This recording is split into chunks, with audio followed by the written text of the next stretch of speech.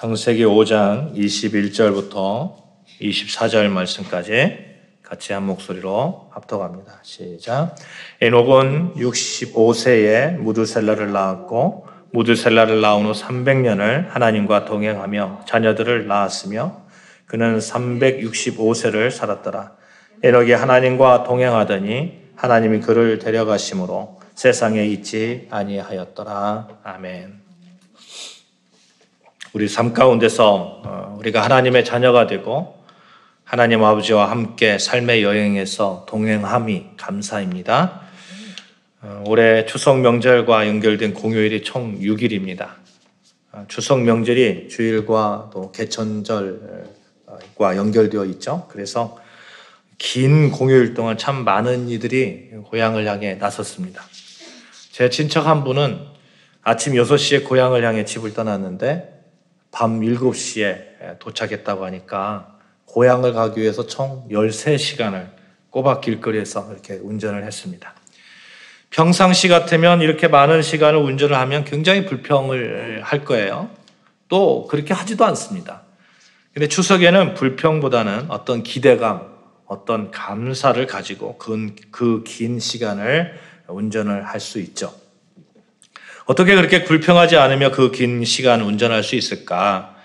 그 바탕이 무엇일까? 그 배경이 무엇일까? 생각해 보니까 추석에는 감사의 날이 있기 때문에 그렇습니다. 감사의 날이기 때문에 그렇습니다.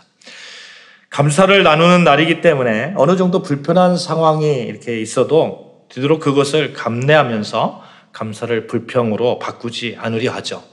그렇습니다. 추석은 감사의 날입니다. 농경사회에서 가장 풍요로운 날이 이 한 해 농사를 수확한 때잖아요. 이때는 감사가 있고 이때는 웃음이 있고 이때는 행복이 넘쳐납니다. 봄에 뿌려졌던 씨들이 열매를 맺으며 한 해 동안 수고했던 모든 수고에 대한 이 보상을 가져오기 때문에 그렇습니다. 씨를 뿌리고 그 씨뿌림에 대한 열매에 대한 감사라면 그래서 감사의 그런 일들 가운데 어떠한 불편한 상황이 오더라도 그것을 감내하면서 감사할 수 있다면 여러분 우리 그리스도인들은 늘 감사하는 그런 삶을 살 수 있을 것 같아요. 왜냐하면 우리가 씨를 뿌리고 수고를 하고 수확하는 이 모든 일들 가운데 하나님의 은혜가 늘 함께하고 거두게 하시는 이는 하나님이시기 때문에 그렇습니다. 그래서 늘 우리는 추석과 같은 그런 감사의 마음을 가지고 살아야 되겠다 하는 그런 생각을 해봤습니다. 우리는 삶 가운데서 여러 가지 씨앗을 뿌립니다. 그 씨앗이 잘 자라게 하고 병들지 않게 하고 열매 맺게 하기 위해서 우리는 우리 나름대로 참 많은 수고를 합니다. 그 모든 수고 가운데 한 가지가 빠지면 아무것도 이루어질 수 없습니다. 바로 하나님 아버지의 은혜이죠. 아무리 농사를 열심을 다해서 농사를 짓는다고 하더라도 하나님 아버지의 은혜가 주어지지 않으면 한순간에 모든 수고가 헛되어 버리기 일쑤입니다. 이것이 우리의 믿음의 고백이에요. 그래서 우리는 추석 명절을 지나면서 하나님 은혜에 대한 감사, 하나님께서 함께 하심에 대한 감사, 우리는 은혜로 사는 사람들이라는 그러한 믿음의 고백, 그래서 우리는 1년 365일 늘 추석 감사와 같은 그런 감사를 하나님께 드려야 되겠다 하는 그런 생각을 해보았습니다. 또 그 긴 운전 가운데서 추석의 그 긴 운전 가운데서 어떻게 이렇게 불평하지 않을 수 있을까라는 그런 또 다른 생각을 해보면 여러분, 제가 이런 얘기를 했어요. 제 아내에게, 사모님에게 어떻게 그렇게 할 수 있을까? 추석에 왜 자꾸 이렇게 그 긴 시간 동안 고향을 내려갈 수 있을까? 그랬더니 사모님이 이런 말씀 하시더라고요. 부모님이 계시니까 그렇지. 이렇게 말씀하시더라고요. 여러분, 부모님이 계시기 때문에 그 모든 그 수고의 시간을 감내하였던 것처럼 우리는 우리에게 하나님 아버지가 계시다는 그러한 생각을 늘 하셔야 됩니다. 우리는 하나님 아버지가 계시기 때문에 그 하나님 아버지를 모신 자로서 우리가 지금 이 자리, 예배의 자리에 나왔잖아요. 우리에게는 아버지가 계셔요. 아버지. 어떤 아버지? 하나님 아버지. 그래서 우리는 이런 생각을 할 필요가 있습니다. 나에게는 하나님 아버지가 계시니 그 하나님 아버지를 아버지로 모시면서 늘 감사하는 삶을 1년 365일 살아야 되겠다. 이 믿음의 고백이 있어야 되겠다 하는 겁니다. 지금까지 선하게 인도하신 에베레셀의 하나님, 또 선하게 인도하실 그런 임마누엘의 하나님, 우리와 함께 하시는 임마누엘 하나님, 또 앞으로도 가장 좋은 것으로 예비해 주실 여호와 이레의 하나님, 그 하나님을 아버지로 둔 자로서의 감사, 이 감사가 늘 우리 삶 가운데 넘쳐나야 되겠다 하는 것입니다. 사랑하는 여러분, 우리 이렇게 고백합시다. 모든 것이 하나님의 은혜입니다. 감사합니다. 시작. 모든 것이 하나님의 은혜입니다. 감사합니다. 일평생 감사거리가 넘쳐나는 삶이 되시기를 축복합니다. 오늘 말씀의 제목은 하나님과의 동행입니다. 추석 명절에 가족과 함께 지방을 다녀왔어요. 1박 2일 동안 가족 여행을 했었는데 정말 한순간 한순간이 기쁨이었고 감사였습니다. 하나님께서 허락하신 행복을 마음껏 누릴 수 있는 시간이었어요. 가장 행복했던 것은 함께 한다는 그런 행복이었습니다. 온 가족이 함께하며 동행하니까 어디를 가든지 무엇을 먹든지 다 아름답게 보이고 다 맛있게 느껴지고 좀 불편한 상황이 오더라도 되도록이면 그 불편한 상황을 이야기하지 않고 감내하면서 행복한 그런 감정을, 그런 시간들을 이렇게 계속 지키려 하는 그러한 시간을 가졌습니다.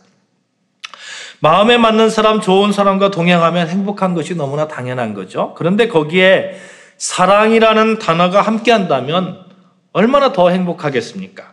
가족은 사랑이 전제되고 또 그렇게 어울리는 공동체입니다. 그러니 가족이 함께 여행하니 행복이 더욱 배가 되었던 것이죠. 육신의 가족이 있습니다만 영의 가족이 있습니다. 성경에서는 종종 하나님을 우리의 아버지라고 말씀하고 우리는 하나님의 자녀라고 그렇게 가족의 개념으로 여러분과 저 또 하나님의 관계를 설명하고 있습니다. 우리는 하나님을 가족으로 둔 사람들입니다. 그래서 가족이 함께 모이고 함께 동행하면 그것처럼 행복한 것이 없듯이 하나님과 동행함이 가장 행복한 그런 삶의 여행이 됩니다. 그것뿐만 아닙니다. 하나님을 아버지로 둔 교회 가족 공동체, 여러분과 그 행복의 원동력이 되는 것이죠. 저는 이 세상에서 가장 아름다운 삶은 하나님과의 동행 가운데 주어지는 삶이라고 확실히 믿습니다. 전능하신 하나님과 함께 동행하면 우리는 성공한 삶을 살 수 있습니다. 삶은 방향을 잃어버리지 않고 올바른 길을 갈 수 있습니다. 풍성한 삶을 살 수 있고 가치 있는 삶을 살 수 있습니다. 요즘 자동차가 가지고 계신 분들 내비게이션 다 가지고 계시잖아요. 그 내비게이션 중에 스마트폰으로 하는 내비게이션이 있어요. 그래서 늘 스마트폰을 가지고 다닌다는 거예요. 스마트폰을 항상 가지고 다니면서 어느 방향으로 가야 될까 스마트폰에 의존을 합니다. 그 스마트폰 내비게이션에. 그런데 우리는 정말 우리 삶을 하나님께서 어떻게 인도하실지, 어디로 하나님께서 그렇게 우리 삶을 펼쳐주실지 우리는 기대하고 있잖아요. 그래서 우리는 우리 삶 가운데서 늘 하나님과 동행하면서 하나님께서 인도하실, 하나님께서 펼쳐주실 그 길 가운데 하나님께서 이쪽으로 가라 하면 이쪽으로 가고 저쪽으로 가라 하면 저쪽으로 가는 거예요. 스마트폰 내비게이션이 이쪽으로 가라 하면 이쪽으로 가고 저쪽으로 가라 하면 저쪽으로 가듯이 하물며 기계인 이 스마트폰에 의존해서 사는 우리 삶인데 하나님 아버지께서 인도하시는 그 길, 우리가 거역할 그러한 이유는 아무것도 없다 하는 것이죠. 여러분, 철길을 걸어본 사람들 알 거예요. 철길을 걷다가 이제 그 철길이 있으면 혼자서 이렇게 철로를 이렇게 쭉 걷다 보면 넘어지잖아요. 넘어지는데 두 명이 이렇게 손을 잡고 철로를 이렇게 걸어가면 넘어지지 않습니다. 예수님께서도 이런 것을 이렇게 설명하는 그런 말씀을 하시는데 예수님께서 이런 얘기를 해요. 나의 멍에를 메고 내게 배우라. 이런 말씀을 하시는데 옛날 이스라엘 농부들은 경험이 없는 소를 훈련할 때 경험이 많은 소와 함께 멍에를 함께 매게 했습니다. 경험이 많은 소는 멍에를 단단히 메어서 짐을 더 많이 이렇게 실게 하였고, 경험이 없는 소는 느슨하게 하였던 거죠. 그래서 경험이 없는 소는 경험이 있는 소와 함께 멍에를 메고 가면 늘 가벼운 짐만 이렇게 짊어지면서 또 배우게 되고, 그래서 나중에 성장했을 때에 경험이 많은 그런 소가 되었을 때는 충분히 그런 무거운 짐을 짊어질 수 있는 그런 상태가 되었습니다. 우리가 예수님과 함께 멍에를 메고 가지만 짐은 예수님이 지고 가시는 거고, 그래서 예수님으로 인한 동행은 늘 가볍습니다. 여러분, 신앙 성숙의 구체적인 증거가 무엇일까요? 저는 우리 삶 가운데서 하나님과 동행함을 늘 고백하는 삶, 그 삶이 신앙 성숙의 그런 구체적인 증거가 된다고 생각합니다. 오늘 본문에서 늘 하나님과 동행하며 살았던 사람이 있어요. 하루 이틀 동행한 것이 아니라 무려 300년을 하나님과 동행하였다, 이렇게 성경에서 기록하고 있습니다. 바로 에녹이라는 사람인데, 이 사람 에녹은 300년 동안 하나님과 동행하면서 365세 때 하나님이 그를 천국으로 데려가셔서 세상에서 그를 볼 수 없었습니다. 평범한 사람이었지만 그 많은 세월 하나님과 동행하였다, 하나님의 은혜 아래 살았다, 이렇게 기록하고 있어요. 그가 구체적으로 언제부터 하나님과 동행하였는지 본문을 읽어내려가면서 알 수 있는데, 22절 한번 볼까요? 22절 같이 봉독합니다. 시작. 무두셀라를 낳은 후 300년을 하나님과 동행하며 자녀들을 낳았으며. 무두셀라를 낳은 후 이렇게 기록하고 있어요. 이 말씀을 통해서 이 무두셀라가 좀 어떤 의미를 갖고 있다는 것을 우리가 이렇게 추론할 수 있는데, 이 고전어를 연구하는 분들에 의하면 무두셀라라는 그 의미가 창을 던지는 사람이다, 이렇게 이야기를 합니다. 여러분, 전투가 벌어지면 창을 가진 사람이 있어요. 창을 가진 사람이, 이 사람이 하나도 없다고 생각을 한번 해보세요. 그러면 전쟁은 하나마나 아니겠습니까? 그렇죠? 끝난다는 거예요. 세상이 끝난다는 거예요. 그러니까 이 말에 무두셀라라는 말은 이런 의미가 있다는 거예요. 그가 죽으면 심판이 온다. 그가 죽으면 다 끝이다. 그가 죽으면 큰 일이 일어난다. 이런 그런 뜻이 있다는 거예요. 어떤 일이 일어남을 안시하고 있다는 겁니다. 실제로 어떤 일이 일어났는데, 이 무두셀라가 죽은 후에 노아의 홍수가 일어났습니다. 그러니까 무두셀라가 죽은 그때에는 심판의 때가 도래한 것이라는 것이죠. 하나님께서 어느 날 에녹과 대화를 하는 거죠. 야, 세상이 너무 타락해서 내가 심판해야겠어. 근데 그래서 네 자식을 낳으면 무두셀라라고 이름을 줘. 이 아이가 죽는 날에 내가 심판할 거야. 창세기 5장 25절에 보시면 무두셀라가 187세의 라멕을 낳았어요. 그리고 28절에 보면 라멕은 182세의 아들을 낳고 이름을 노아라고 했습니다. 에녹, 무두셀라, 라멕, 노아 이렇게 쭉 이어지는 것이죠. 노아는 무두셀라의 손자입니다. 그러면 노아가 태어났을 때 무두셀라의 나이가 몇 살입니까? 369세입니다. 369세. 187세 플러스 182세니까 369세요. 그리고 그 노아가 몇 세 때에 이 그 홍수가 났습니까? 600세 때에 홍수가 났어요. 그러니까 무두셀라가 죽은 그 해에 노아의 홍수가 났던 거죠. 무두셀라가 몇 살까지 살았어요? 969세.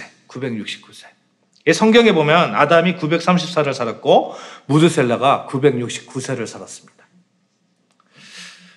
참 많이 살았죠? 그러니까 어떤 분이 이런 얘기를 해요. 이 인간이 이렇게 많은 수명을 누릴 수 있느냐? 성경이 좀 과장되지 않았냐? 그래서 10분의 1을 딱 줄입니다. 100년을 10년으로 해서 934는 93세 정도 이렇게 된다, 이렇게 생각하고, 또 969세면 96세 정도 된다, 이렇게 생각을 하는 그런 분들이 있어요. 그러면 창세기 5장 3절 한번 찾아볼게요. 창세기 5장 3절. 창세기 5장 3절 같이 봉독합니다. 시작. 아담은 130세에 자기의 모양 곧 자기의 형상과 같은 아들을 낳아 이름을 셋이라 하였고, 아담이 셋을 낳은 때가 언제라고요? 130대. 10분의 1로 줄이면 몇 살입니까? 13세입니다. 13세. 그러니까 아담이 셋이 몇 번째 아들이에요? 셋이. 아담이 첫 번째 아들이 뭐예요? 가인과 아벨을 낳았잖아요. 가인과 아벨을 낳았는데, 아벨이 가인을 죽이고, 가인이 아벨을 죽이고, 그렇게 해서, 셋을 낳은 거 아닙니까? 그러니까 그러니까 13살의 아들을 3명이나 낳았다? 이거 좀 말하기가 좀 그렇잖아요. 그것도, 둘째 아들, 가인이 아벨을 죽일 정도의 그 나이면 어느 정도 성장했을 거 아닙니까? 뭐, 한두 살 때 가인이 아벨을 죽이지 않았을 거 아니에요. 성경을 내 생각과 내 경험으로 가두려 하면 안 되는 거죠. 그냥 우리는 성경 말씀을 오류가 없음을 인정하고 믿고 따르는 거예요. 따라해 봅시다. 성경에는 오류가 없다. 시작. 성경에는 오류가 없다. 네, 그렇습니다. 그렇다면 인간이 몇백 년씩 살다가 언제부터 수명이 이렇게 줄어들었냐 하는 거예요. 창세기에 나타난 수명의 변화를 보면 좀 알 수가 있는데, 아담의 10대 후손인 노아 때부터 수명이 급격하게 이렇게 감소하는 것을 볼 수가 있어요. 노아가 600세 되던 해에 지구상에 대홍수가 있었고, 대홍수 직후 사람들의 평균 수명이 한 450세 정도로 이렇게 줄어들었습니다. 반절 정도 줄어들고, 그 후로 점점 줄어들어서 아브라함이 175세 살았고, 야곱이 147세 살았고, 요셉이 110세 살았고, 그러면 어느 정도 좀 이해가 가죠? 요셉이 110세 살았으니까 요즘 나이 110세 정도 살잖아요. 그렇게 사는 분들 있잖아요. 인간의 수명이 800세, 900세 이렇게 살다가 계속해서 줄어듭니다. 인간의 수명이 왜 줄어들었을까요? 창세기 6장 3절 한번 볼까요? 창세기 6장 3절. 같이 봉독합니다. 시작. 여호와께서 이르시되 나의 영이 영원히 사람과 함께 아니하리니 이는 그들이 육신이 됨이라. 그러나 그들의 날은 120년이 되리라 하시니라. 하나님께서 노아에게 홍수를 예고하시면서 말씀하신 거죠. 죄인이 되어서 오래 살아봐야 죄만 더 짓고 육신 되었다. 육신된 몸으로 살았다. 하나님의 영이 영원히 사람과 함께 하지 않는다. 하나님께서 말씀하시는 거죠. 자신에게도 유익이 되지 않는다고 하나님께서 판단하신 겁니다. 그러니까 그냥 생명을 조금 줄이신 거죠. 그래서 출애굽 당시의 평균 수명은 지금과 다를 바 없는 70세 내지 80세가 되었던 겁니다. 그래서 시편 90편 10절에 보시면 모세가 이런 기도를 해요. 우리의 연수가 70이요 강건하면 80이라. 그렇죠? 그러니까 모세 시대 때는 얼마를 살았다고요? 70세. 많이 살으면 80세 살았다는 거예요. 인간의 수명이 변천사를 창세기 말씀을 통해서 살펴보았습니다만 창세기 7장 11절 보면 노아가 600세 되던 해 둘째 달 곧 그 달 11의 날이라 그날에 큰 기품의 샘들이 터지며 하늘의 창물들이 열려 40주야를 비가 땅에 쏟아졌더라. 노아가 600세 되던 때에 무드셀라가 몇 살 되는 해입니까? 969세. 그래서 심판이 시작되었던 거죠. 무드셀라의 뜻이 어느 정도 좀 성경학자들의 말이 좀 이렇게 수긍이 갑니다만 그가 죽으면 심판이 온다라는 그 말씀대로 정확히 그가 죽던 해에 심판이 왔습니다만 놀라운 예언의 성취죠. 그러면 에녹이라는 사람 한번 보자고요.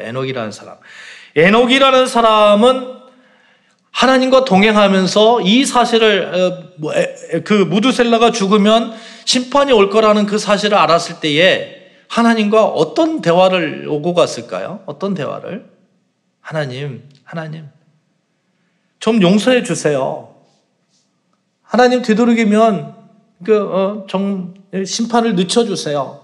이런 대화가 오고 가지 않았을까요? 저는 그런 추측을 해봅니다. 그러면서 하나님께서 끝까지 인내하시고 좀 참고 그렇게 가셨으면 좋겠다. 그런 간절한 갈망을 무드셀라가 하지 않았을까? 동행 가운데. 그래서 무드셀라가 그렇게 하나님과 동행하려 하지 않았을까? 이런 생각을 해보는 거죠. 또 하나님은 어떻습니까? 하나님은 끝까지 좀 참고 견디시면서 어떻게 해서든지 휴게케 하려고 그런 기대를 가지고 하나님께서 기대하지 않으셨을까요? 하나님은 참 오래 참으시는 하나님이심을 우리가 알 수 있는데, 베드로후서 3장 9절 말씀에 이런 말씀이 있어요. 주의 약속은 어떤 이들이 더디다고 생각하는 것 같이 더딘 것이 아니라 오직 주께서는 너희를 대하여 오래 참으사 아무도 멸망하지 아니하고 다 회개하기에 이르기를 원하시느니라. 우리 하나님은 다 회개하고 돌아오시기를 원하시고 계시죠. 그러면서 오래 참는다는 거예요. 다 회개하기를 회개하기를 원하시는 하나님, 그 사랑의 하나님, 그 하나님을 찬양합니다.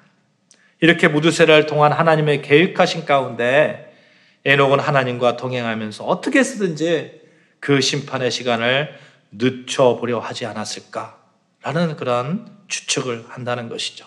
그런 생각을 합니다. 그랬을 거예요. 하나님 그래도 심판을 늦춰주세요. 에녹은 무드셀라를 낳은 이후에 하나님과 동행하면서 어떻게 해서든지 그 일을 늦춰보려고. 그럼에도 불구하고요, 여러분, 동행한다는 그 의미 가운데는 따라해 봅시다. 뜻을 같이 한다. 시작. 뜻을 같이 한다. 그럼에도 불구하고 하나님의 뜻에 자신의 뜻을 맞추려고 하는 그런 무드셀라의 그런 노력, 그 순종을 바라보게 됩니다. 여러분, 길을 가는데 서로 다른 의견을 가지고 있는데 함께 할 수 있습니까? 절대 없습니다. 각자 다른 길을 갈 수밖에 없습니다. 에녹은요, 철저하게 그럼에도 불구하고 하나님의 뜻에 자기를 순종시킨 사람입니다. 그렇게 맞추어 갔던 사람이에요. 그렇게 하지 않고서는 하나님과 절대로 동행할 수 없습니다.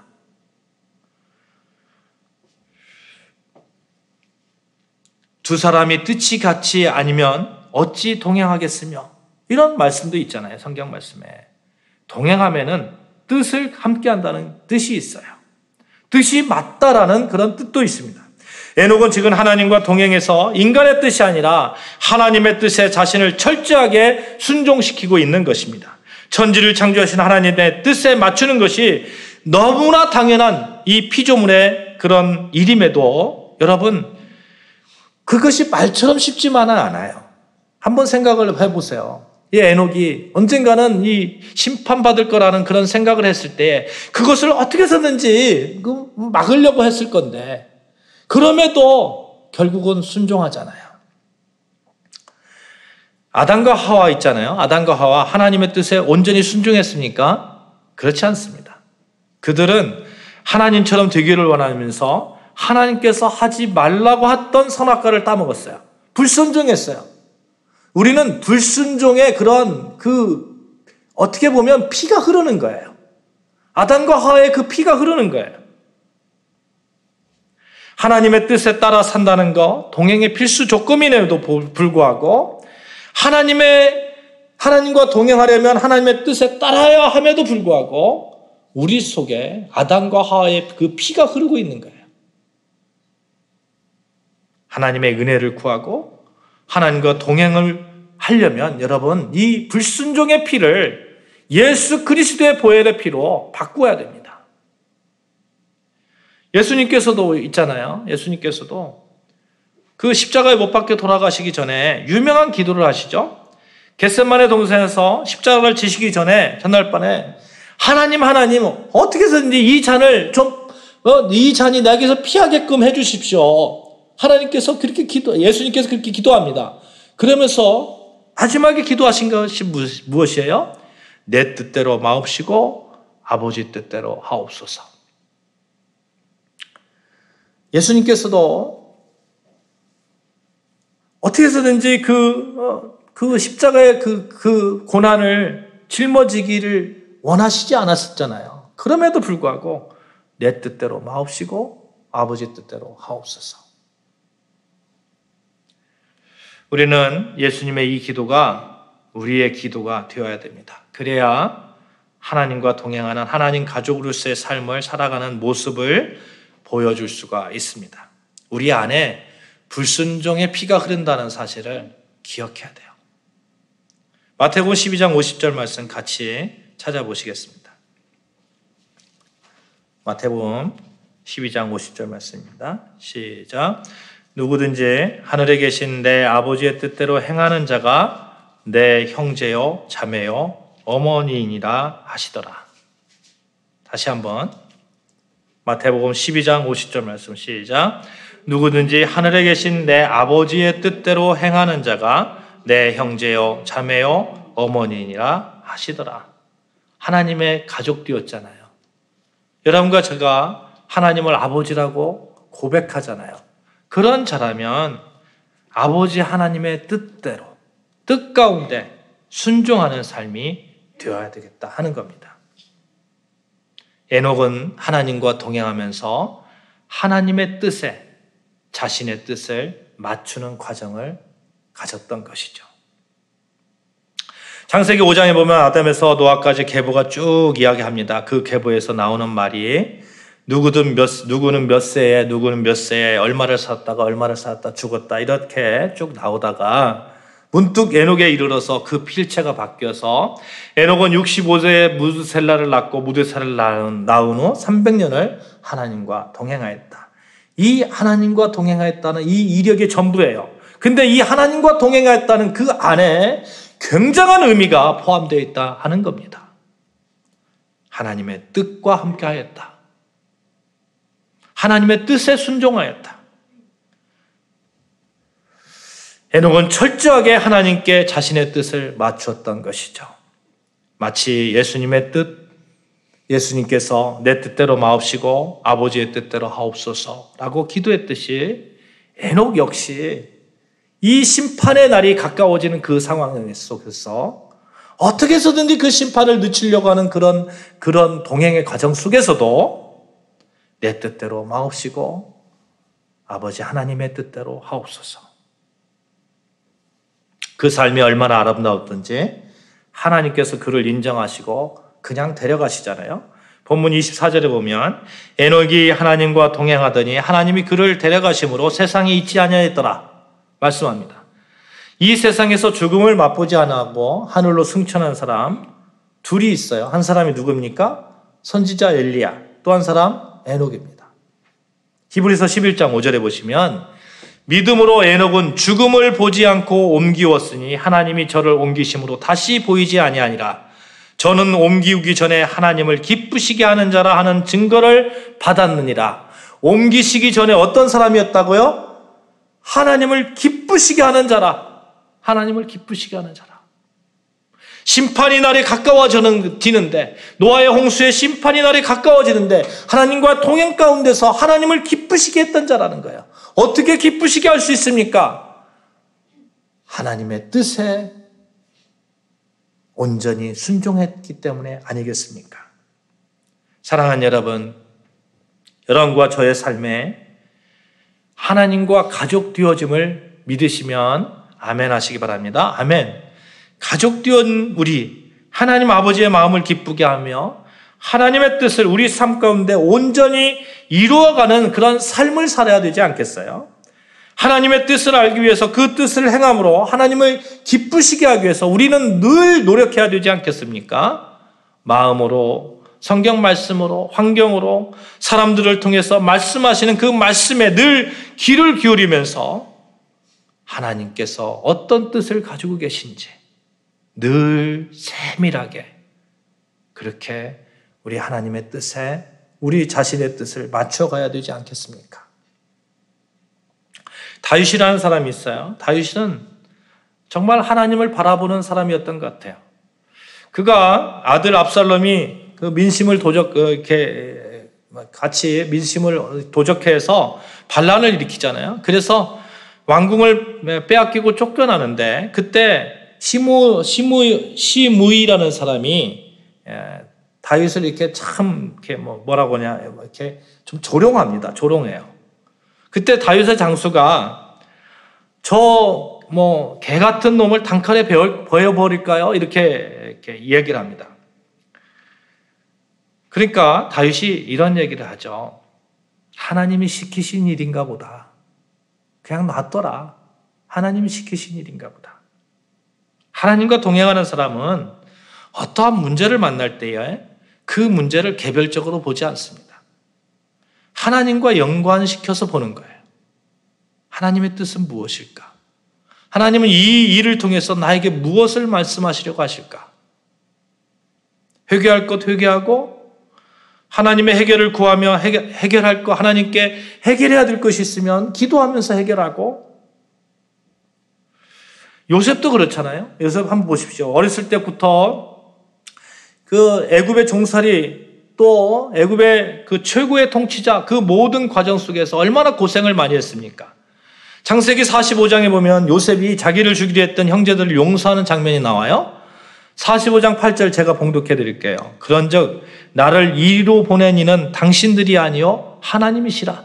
형제들이 자기를 노예로 팔아서 애굽 땅에 이렇게 노예로 왔는데 그곳에 보낸 이가 누구라고요? 하나님이시라. 이 믿음의 고백을 하는 거예요. 이 하나님의 뜻을 보는 거예요. 사랑하는 여러분, 우리는 하나님을 아버지로 둔 하나님 아버지의 가족입니다. 정상적인 아버지가 자식이 잘못 되는 그런 뜻을 가지겠습니까? 하물며 하나님은 독생자 예수 그리스도를 이 땅에 보내시면서 우리를 죽기까지 사랑하시면서 우리를 하나님의 백성으로 다시 회복시킨, 하나님의 자녀로 다시 회복시킨 그런 분 아닙니까? 그런데 잘못된 길로 인도하실까요? 하나님의 뜻이 그 뜻일까요? 천부당 만부당한 일이죠.